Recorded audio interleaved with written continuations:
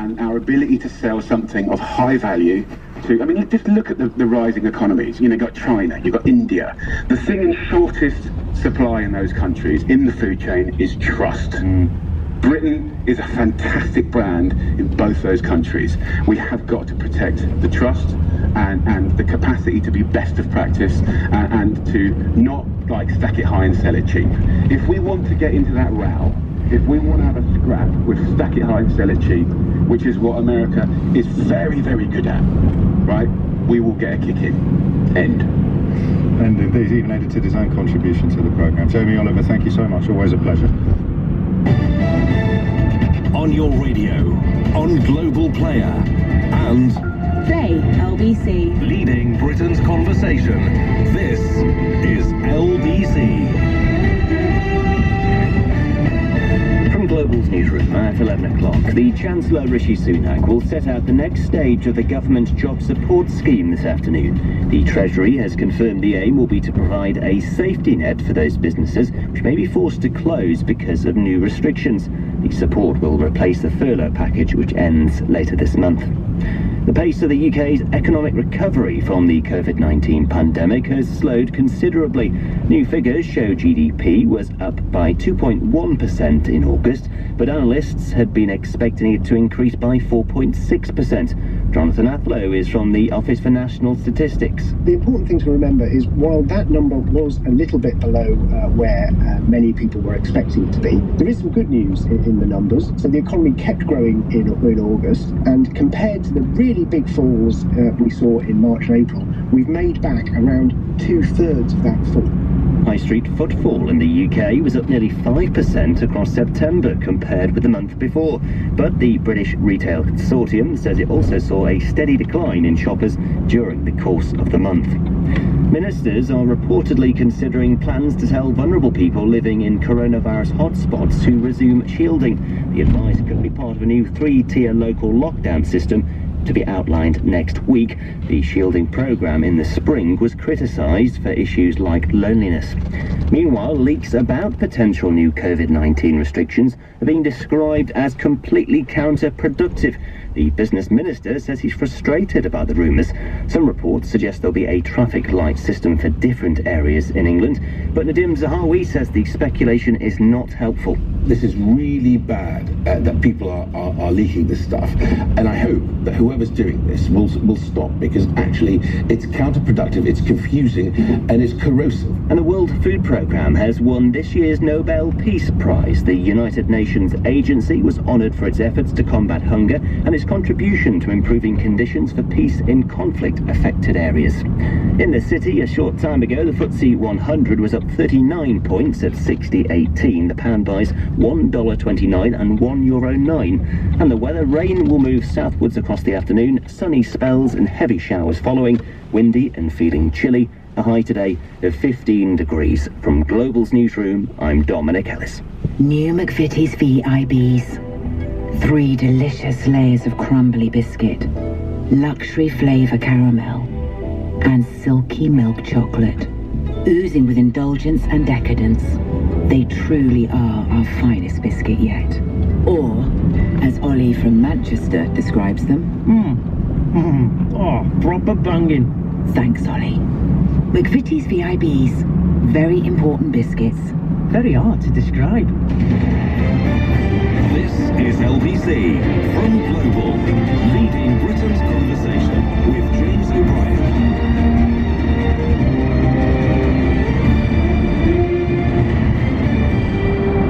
It's 4 minutes after 11. If you check out Jamie Oliver's Twitter account, just at Jamie Oliver, or indeed mine at Mr. James O.B., where I've retweeted him, you can find some guidance on how you can contact your MP before that vote on Monday. Quite a few. I've seen 1 or 2 Conservative backbenchers on social media. I don't follow many, so there may well be many, many more, suggesting that they will vote in favour of the Lord's amendment that would allow Parliament to to vote and scrutinise any legislation that would see a diminishment in our food standards. Do you know, it's funny that, wasn't it? I hope you heard it. If you're just tuning in, we played out an interview with Jamie Oliver just before the news about this threat to UK food standards that is being posed by the government's refusal to commit to retaining the ones that we already have. And it was funny because the tone he's got, and a couple of you crossed at me for not pulling him up when he said we were leaving Europe instead of leaving the European Union. You're absolutely right, I should have didn't notice, sorry, nobody's perfect, although some are less perfect than others. I felt a little kind of ghost appear on my shoulder while he was talking. Now, you probably won't remember, but in the run-up to the Brexit vote in 2016, I was doing some moonlighting at the BBC, so the scrupulous impartiality that you have to observe there was also in place on this programme. I think, probably to my eternal regret, I should have been a lot more on it than I was until after the vote had come through, and everybody who rang me that had supported it turned out to have built their support on either racism or nonsense, or of course very legitimate concerns about mass immigration. But we shouldn't have done it like that. We should have done it like Jamie did it there. We should have talked about how wonderful this country is and why it would be such a change and a shame to break stuff, you know. I think that would have worked. Oddly, looking back, I feel probably more negativity towards the people in charge of running the Remain campaign than I do towards the people in charge of running the various Leave campaigns, because I knew what they were, and they know what they are. That's why they get so upset with people who hold up mirrors. But the Remain campaign was run by complete idiots. Or at least that's not fair, it was run in such an idiotic way. Project Fear worked, didn't it, as rhetoric, even though it was mostly bogus. Because it did sound as if everything was doom and gloom. So instead of saying, oh, it's going to be awful, we should have said, this is a really cool place to live. This is a great country. I mean, not only is that why so many other people are keen to come and work here, but it's also why it would be very, very foolish to break any of the foundation stones upon which our current economic and social and indeed cultural success is built. Oh, man. It's true. That's why I said to you earlier that when he described himself as, whatchamacallit, the upbeat, optimistic, he is. I mean, he's one of the bounciest people I know, in a good way.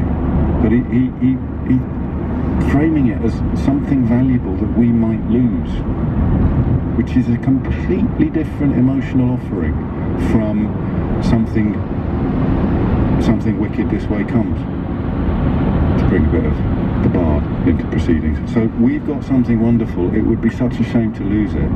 Reaches my ears, maybe I'm talking twaddle from where you are, but I think it probably resonates with you as well. That reaches my ears so differently to, well, be careful what you wish for, or indeed, by the pricking of my thumbs, something wicked this way comes. That's what they did, didn't they? And Jamie Oliver there, nailing it in so many ways, but of course it may be too little too late in the context of what are genuinely world-beating food standards. 7 minutes after 11 is the time. I want to go back to QAnon. I don't know if you're aware of this, but it was removed by Facebook from all of its platforms, so that would be Facebook and Instagram, I think. Do they do WhatsApp as well? I should know this stuff, shouldn't I? But do they? So Facebook, Instagram, WhatsApp, all the same outfit? We think so anyway. We'll correct that if we're wrong. And they've got rid of all QAnon accounts, and these are the people who have... It's so difficult to tell the difference. I wonder how you do it. Can we get a phone in out of that? How do you distinguish between the liars and the lied to? When do the lied to become part of the problem, as opposed to victims of the problem? When do they become purveyors or proponents of the problem? So I again have to sort of check myself as I prepare to say these words out loud, but a significant number of people, I mean millions of people in America, I haven't got a proper handle on how many here, but a significant slice of our society genuinely believe that there is a worldwide conspiracy in which children are kidnapped and trafficked in order to have their blood harvested so that people like Brad Pitt, George Clooney and Hillary Clinton can drink it in pursuit of eternal youth. And they find clues in things like furniture catalogues which have been cunningly disguised to cover up the fact that if you order a flat back wardrobe wardrobe, you might get a trafficked child delivered to you as well, if you know the right boxes to tick on the online order forms. And they believe that Donald Trump, in many ways, it was kind of like if you supported his bid for the presidency, then as evidence emerged and reality began to bite, you had to reach ever further for a reason to still support him, because the Orwell line about ignore the evidence of your eyes and ears, it was the party's final most terrible command. And Trump said it out loud. He said, what you see is not real, what you hear is not real. You need to believe what I tell you. But it's always amazing to me that people do, that they fall for it, that they go down that route. But the more reality emerged, the more inevitable it became that people would hitch themselves to an unreal story. Don't you think? I mean, either you admit that you were wrong, or you reach for another reason to sustain the illusion that you're right, or the delusion that you're right. So Donald Trump supporters, a large number of them, have ended up claiming publicly that he is secretly embarked upon a war against these forces of darkness that traffic children in order to harvest their blood. If I've got the details wrong, please correct me, but not if you believe it. You're not allowed on the programme if you believe it, because it's the same reason that we don't let children play with scissors or plastic bags. The idea being that Donald Trump will somehow, any minute now, launch a full roundup. This is where the phrase deep state comes into proceed. See, I know that there are people listening to this programme now who think I've now gone doolally, aren't there? You think, James, what are you talking about? But I swear by all that I hold holy that this is true. Many people haven't even heard the phrase QAnon. You look it up, take you 5 minutes to realise everything I'm saying is true. And it's bonkers. It's beyond bonkers, and it is almost certainly an inevitable upshot of not being able to admit the epic mistake that you made back in 2016 when you put your faith in this fraud. Although he's very strong on tiny fish, as I'll remind you shortly.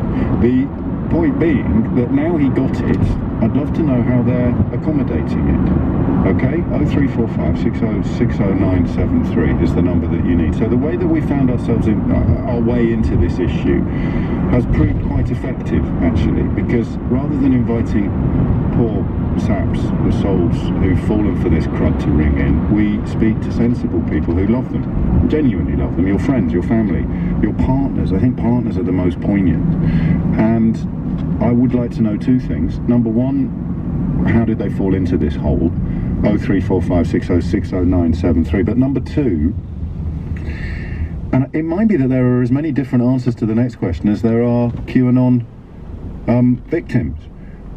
How do they process the news that Donald Trump got it? Because on the day it was announced, they thought this was the beginning. They thought this was the rapture. They thought this was the end of days. There was even very widespread dissemination on social media of the idea that when he wrote "together" with an exclamation mark in capital letters as an exhortation to him getting better, what he really meant, if you put some spaces, two spaces in the middle of that one single word, what it really meant was to get her. And it meant that he was telling his followers, those who are on the inside, those who are in the know, the cognoscenti, he was telling them that because Hillary Clinton is the ringleader of this secret cabal of child smugglers who drink the blood of youths in order to secure eternal youth, and Hollywood's full of them and the deep state's full of them, Hillary Clinton's their leader, and together translates in these people's minds as to get her. And then it didn't happen. And then there was a lot of noise about a big announcement coming from the Department of Justice. And so again, because I've started looking at it with a weird mixture of wonder and incredulity and massive levels of amusement, which has sustained right up until the point that you realise these people walk among us. Because the Department of Justice announcement was supposed to be that all of the key players in the top secret international child smuggling ring that harvests the blood of children so that George Clooney can drink it in pursuit of eternal youth, all of the key players in that, in the Pentagon or in Washington, in DC, they were all going to be arrested. So they announced it's going to be a big Department of Justice. So they parked their belief that he was going to get her was a secret message to them, and went all in instead on the fact that the Department of Justice are about to announce, this is it, boys, this is it, we're going for them. The child smugglers who harvest the blood of children in order to give George Clooney power shakes that allow him to pursue eternal youth. But of course it didn't happen. They announced instead the imminent extradition of two particularly virulent ISIS terrorists, who I don't think we should call the Beatles. To me, that sort of dilutes their despicability. It gives them almost a cartoonish quality. I'd just go with scum, actually, on that one, and it's a technical term.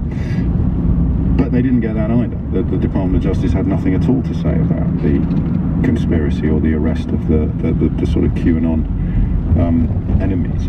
So, two questions. Number one, I never get bored of hearing you explain to me how somebody you love has fallen down that rabbit hole. But number two, how are they processing the latest news? How do the victims of the QAnon con, how do they process the news of the last week? When he had it, he got better, apparently. He hasn't arrested anybody. What are they telling you is the new true? What's the new true for the followers of Q? 03456060973. If you hear the numbers now, you will get through. A few people still waiting to talk about how we feel about a second lockdown. I don't know that we'll take any more of those. I'll confer with my crack team of operatives during this break. This is LBC. Hello, I'm Felicia, a bus driver for TfL. Please remember, bus lanes on red routes now operate 24 hours a day, 7 days a week. This helps us keep our bus services reliable and creates more space for cyclists. If you drive your vehicle in a bus lane at any time, you could face a £130 fine. Check for signs on your route. Existing access for motorcyclists, taxis and cyclists, and blue badge parking bays aren't affected. Exclusions apply. To check affected roads, search TfL Driving. To the Mayor of London and TfL, every journey matters. Ah, the open road, my bit of me time. It's why I use BP Me Rewards, because who gets to choose the rewards that are right for me? Me, that's who. I can spend my points with terrific partners like Amazon, spend them on fuel, or donate my rewards to good causes. You can pick up the card at checkout or via the app. I love a bit of me time. BP Me Rewards. Little rewards, more often. Download BP Me Rewards in the App Store to find out more. Visit bpmerewards.co.uk for more information. Terms and conditions apply. In the Skoda SUV event, we've come up with a fantastic offer. 0% APR across our SUV family from the 8th to the 20th of October. So that's the compact Kamiq, mid-size Karoq, or 7-seater Kodiaq, all with 0% APR. Search Skoda SUV event for more details. Splendid cars for splendid prices. Skoda. With Solutions Personal Contract Plan, minimum 10% deposit required. Agreements between 18 and 36 months only. Order by the 20th of October 2020 and delivered by the 31st of March 2021. Excludes SE technology range. Indemnities may be required. Skoda Financial Services. This is a message from the government. The law has changed. You must self-isolate if you test positive for coronavirus or are told to self-isolate by NHS Test and Trace. If you do not, you risk a penalty of £1,000 or more. Testing and isolating are vital to stopping the spread of coronavirus. Because this is so important, the government is now providing financial support for those who need it whilst self-isolating. You could be eligible for a £500 support payment if you're on low income and are unable to work because you're self-isolating. Find out if you're eligible at gov.uk/coronavirus. Break the cycle of infection, not the law. Stay alert. Control the virus. Save lives. Leading Britain's conversation. LBC with James O'Brien. 18 minutes after 11 is the time. I am fascinated by the sort of philosophical question of where sympathy expires. You feel very sorry for people who've fallen for a load of old rubbish, but at what point do they cease to be deserving of your sympathy because they're sort of doubling down on their belief in a load of old rubbish despite all the evidence? I genuinely don't know. Today's probably not the day. But if you love somebody who believes the so-called QAnon conspiracy, tell us the story, but today also tell us how they are accommodating the latest developments, which seem to me to rather fly in the face of what they had been told was going to happen. 18 minutes after 11. Speaking of loved ones, I don't know whether Steve is trolling me or trolling his dad or trolling neither of us, but I'm going to read out his message in the hope that it is the third of those options. Dear James, I gifted my father, Graham Wyatt, ex-UKIP member and Leave campaigner, your book last Christmas with the clear aim to convert him to your cause. Stuck on the M25, he just called me to say, I'm listening to your man O'Brien, so you've got a new listener, please give him a shout. Graham, welcome aboard. The new book's out on October the 22nd. 90 minutes after 11 is the time. Emma is in Brent. We spoke last time we discussed QAnon about your friend whose cat died. Did. Look at that memory. Hi. Go on, what's the latest? Okay, so since you very kindly condensed that call into a clip and shared it on your Facebook LBC page, I've had some really supportive comments from some of your listeners and some not so supportive comments. That does go with the territory. It does, yeah. There's been some posts from, I call them cultists with a Q, of course, accusing me of being an actress. I was paid to call in. You weren't a real person who rang in. Apparently, we're married, James. You and my me. Wife. Yes. Gosh, what's for tea? Oh, it's a bit of casual sexism there. I was about to ask you what's for tea. I should say sausages for tea tonight, Emma. Is that all right with you? Are you a vegetarian? Remind me, I've forgotten since. No. All right. I like a bit of quiche. Yeah. The latest development is that I've been told that he actually knows about that clip now. Right. I don't know who shared it with him. Probably another QAnon follower on Facebook. But he's commented on his page and he said, yes, it's me she's talking about. How do I deal with this then? Right. And just to clarify, because not everybody will be up to speed with the last chapter in this very sad story, is that he's a very old friend of yours, very close friend, grieving over a lost cat, which any pet owner will be able to understand or sympathise with, and locked down, which allowed him to essentially fall down an undiluted rabbit hole of nonsense, because the way these algorithms work on YouTube, you watch one of them and suddenly it turns out there's an all-you-can-eat buffet of bonkersness right at your fingertips, and he just has gone deeper and deeper as far as we know. Oh, he's attending